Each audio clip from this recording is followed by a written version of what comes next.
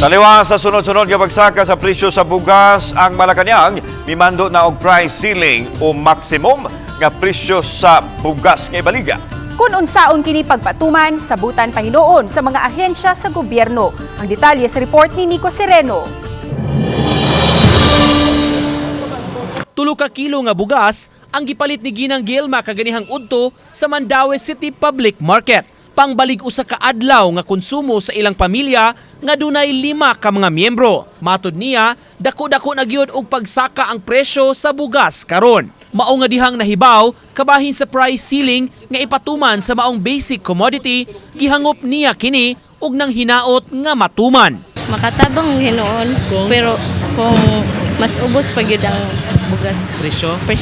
Kay kung taas pag yun, maglisod na yun kuan budget sa kuan konsumo sa pamilya.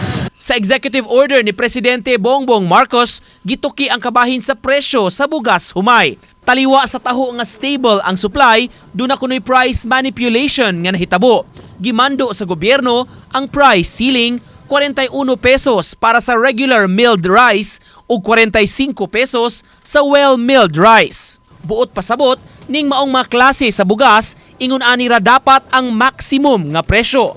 Apan ang negosyante nga si Ginang Nieves mipasabot, padayon gihapon ang pagsaka sa presyo sa bugas gikan sa ilang supplier. Mao nga sila mismo mapugos pagpaumento, lisod man sab kuno nga sila ang maalkanse. Ang presyo sa ilang baligya kasagaran tag 50 pesos na kapin kada kilo. Ang tag 20 pesos kada kilo niyang baligya dili bugas kundi asin. Every 3 days na-increase.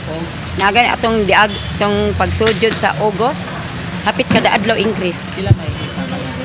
Kada sako 100. So 2 pesos every kilo.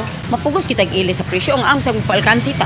Nakapangutana siya kabahin sa maong order ug unsaon kini ipatuman. Among purchases dagko man. Ang kapital niya sa per sack dagko man. Unya ang masag og ibaligan mo to 41, ang 41 pila ra man na 2,000.